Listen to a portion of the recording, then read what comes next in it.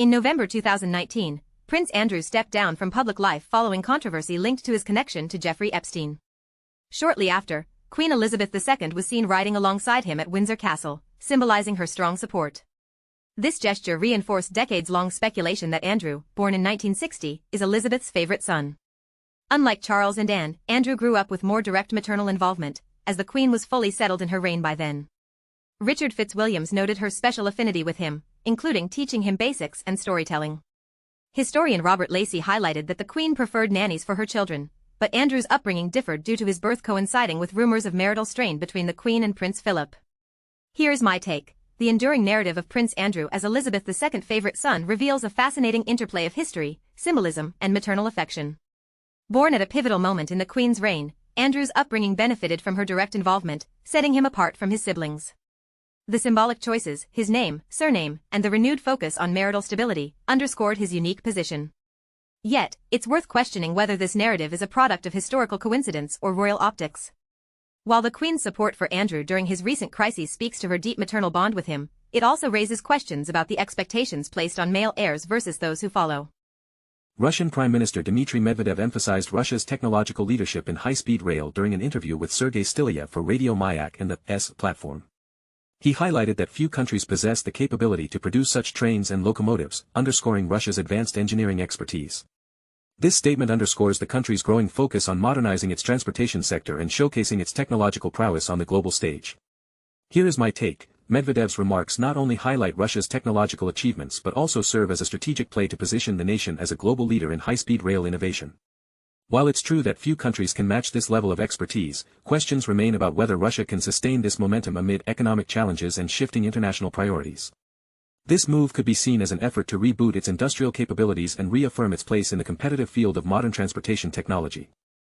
The U.S. Secretary of State, Marco Rubio, has stated that there is no alternative plan, Plan B, for addressing the Gaza sector, warning that failing to establish one could lead to renewed conflict in the region.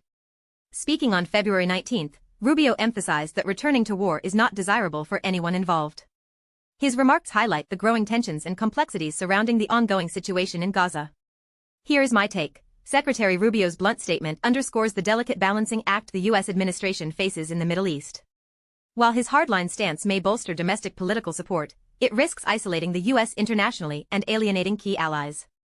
The absence of a clear Plan B not only threatens regional stability but also casts doubt on the credibility of American diplomacy. Rubio's warning about war serves as both a cautionary tale and a strategic maneuver, but with no actionable alternatives, it feels more like desperation than resolve.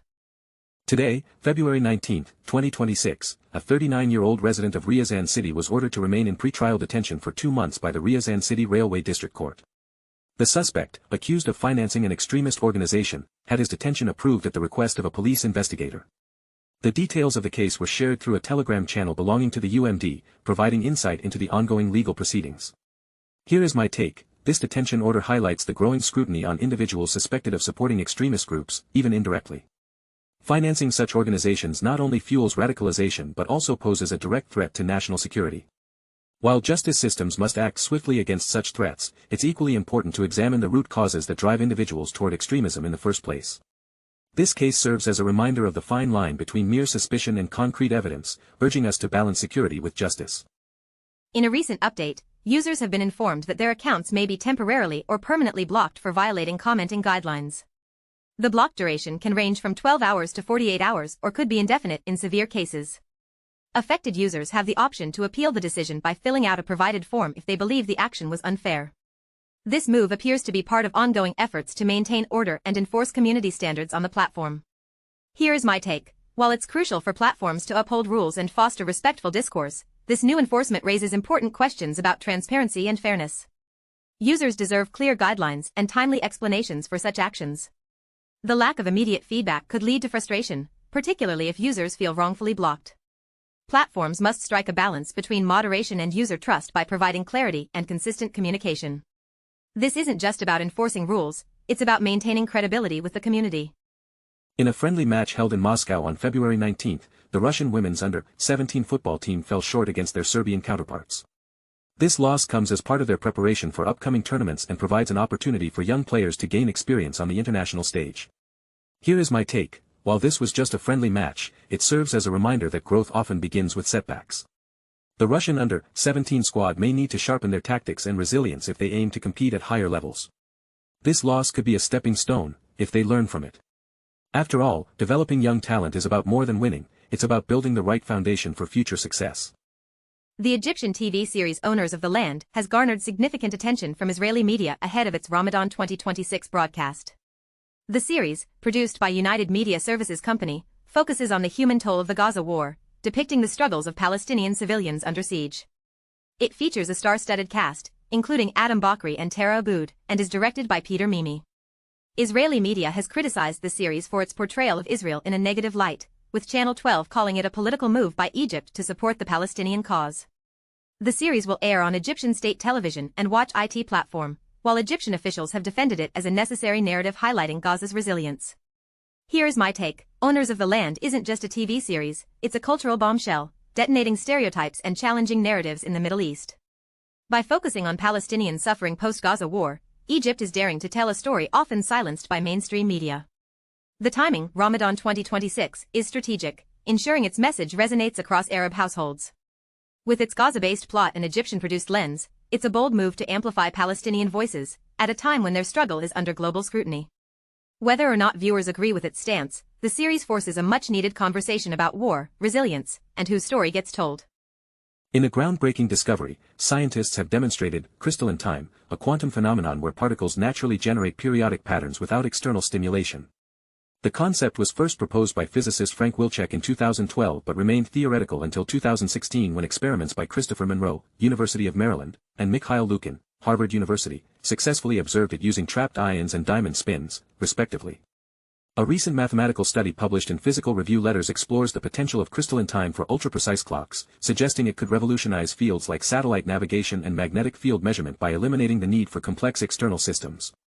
Here is my take: this discovery is nothing short of revolutionary, a quantum leap in our understanding of time itself. By harnessing natural particle interactions to create stable temporal patterns, scientists have opened doors to a future where precision clocks are simpler, smaller, and more energy efficient. Imagine satellites navigating with atomic-level accuracy or sensors measuring magnetic fields with unprecedented detail.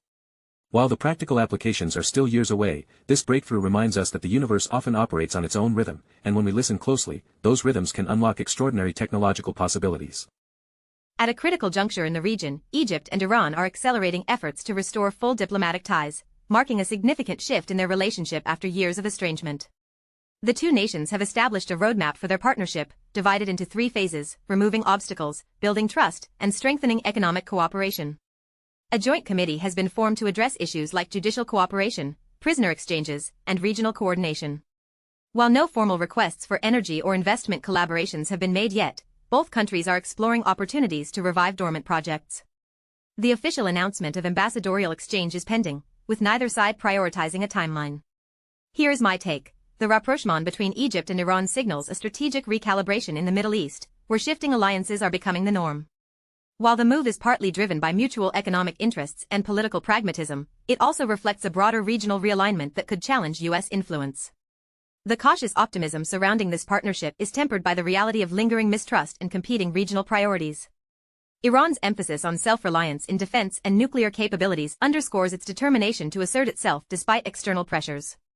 Meanwhile, Egypt seems eager to diversify its diplomatic ties without fully alienating its traditional Western partners. On Thursday, the first day of Ramadan, a tragic road accident occurred in Port Said, Egypt.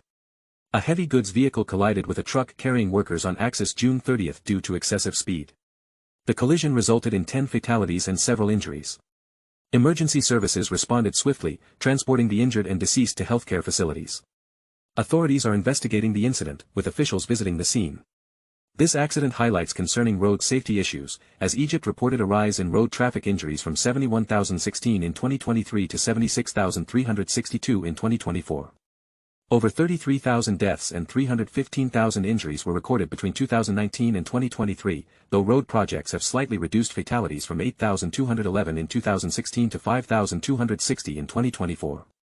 Here is my take: this heartbreaking incident serves as a stark reminder of Egypt's ongoing struggle with road safety. While infrastructure improvements have marginally reduced fatalities, the alarming rise in injuries underscores deeper systemic issues. The tragic loss of life on the first day of Ramadan is a call to action for stricter enforcement and improved driver behavior.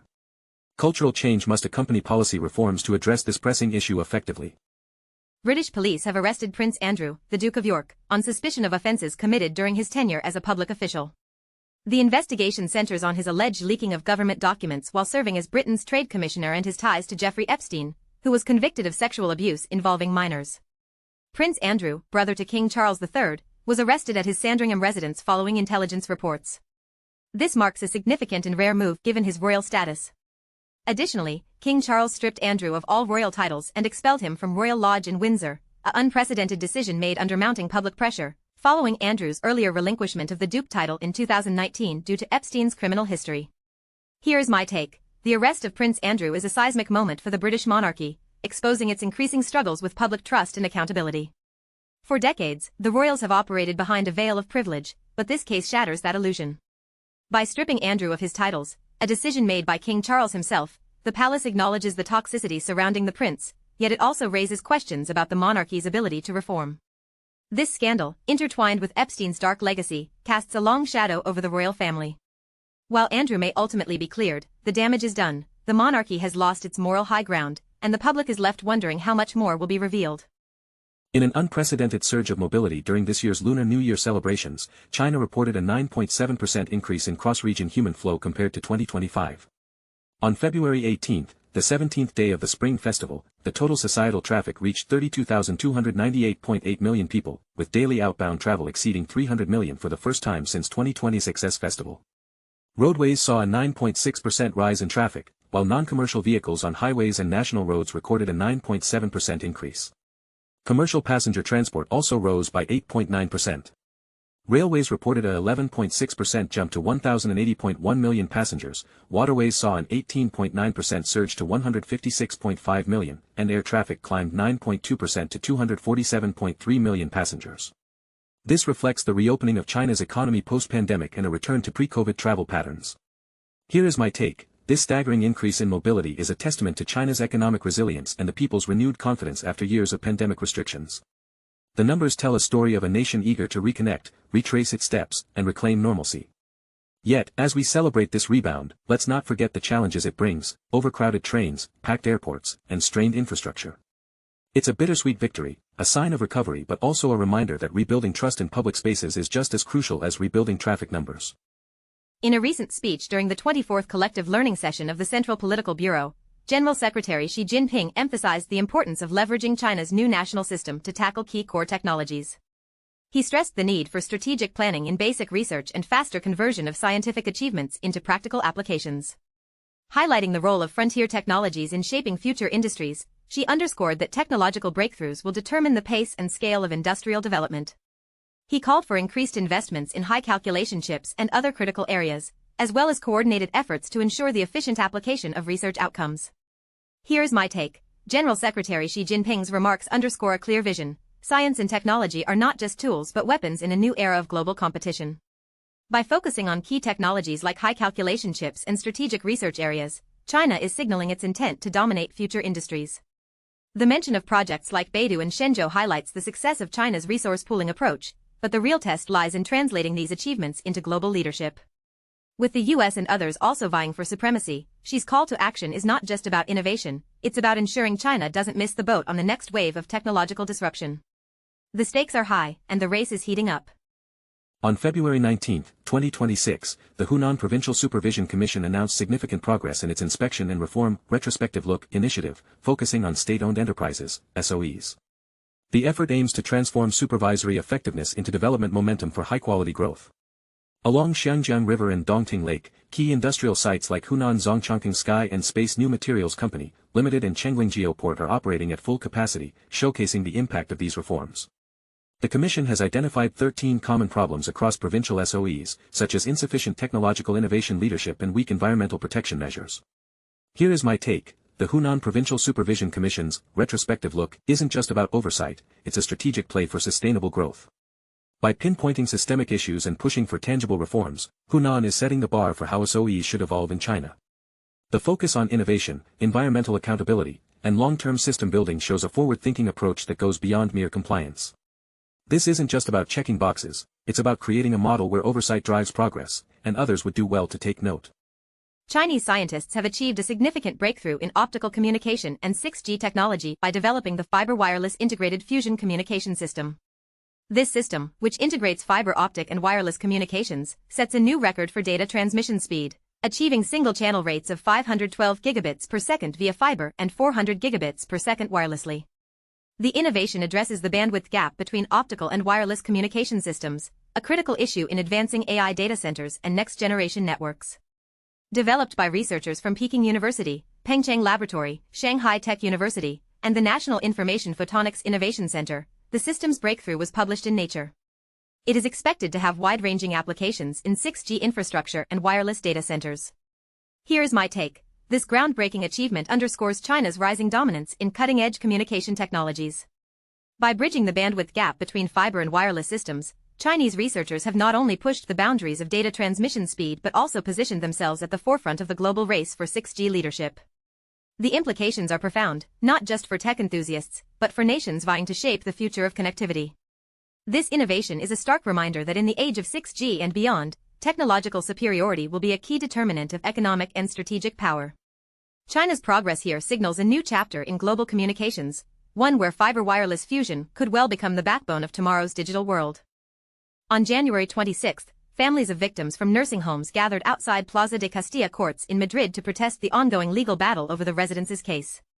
The case, which has been under investigation by numerous judges for 6 years, centers on whether all related proceedings should be consolidated into a single court.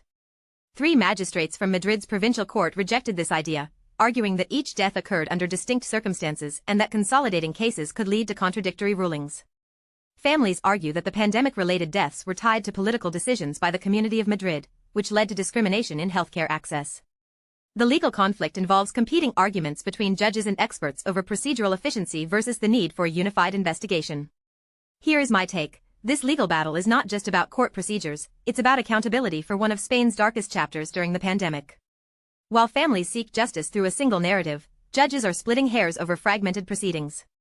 The resistance to consolidation feels like an obstacle erected by the system itself, leaving victims' families stuck between conflicting rulings and political inaction. If Madrid's magistrates can't agree on how to handle these cases, it raises questions about whether justice will ever be served, or if this case will remain a tangled mess of legal red tape. The stakes are high: lives lost, potential culpability, and the integrity of Spain's judicial system. Let's hope the courts find clarity soon. It's long overdue.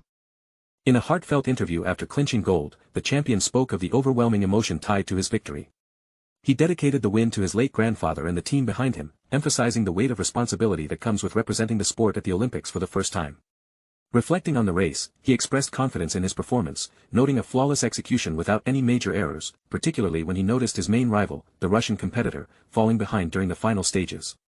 Here is my take: this gold medal win is more than just an achievement, it's a moment of history.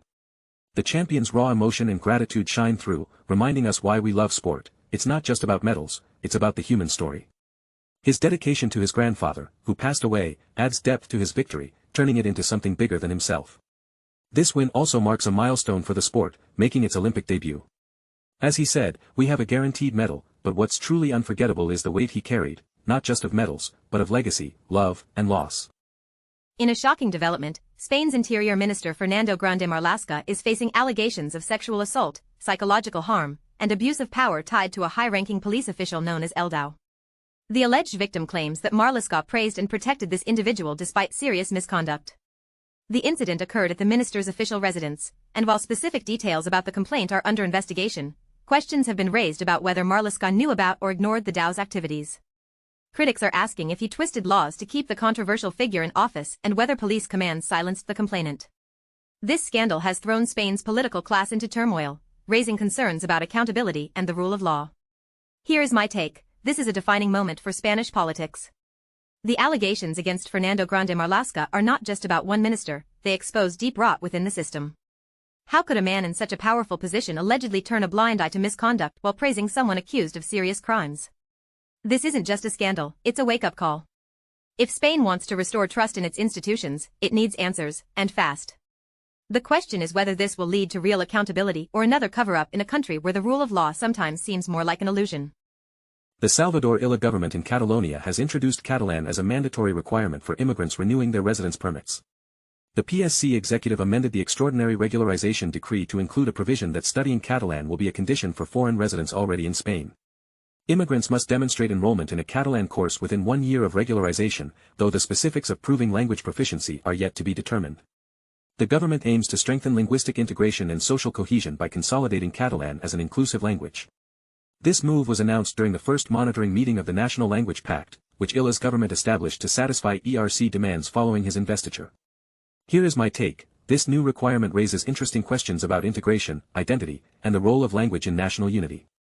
On one hand, promoting Catalan could foster a sense of belonging among immigrants, aligning them with the cultural fabric of Catalonia. On the other hand, mandating a specific language risks alienating those who may struggle to meet the criteria, potentially creating new divides. While the government frames this as an inclusive measure, it's worth asking whether such policies might inadvertently prioritize linguistic homogeneity over diversity, a value central to Spain's identity as a multicultural nation. The move also feels like a political gambit, catering to separatist factions while walking a fine line with Madrid.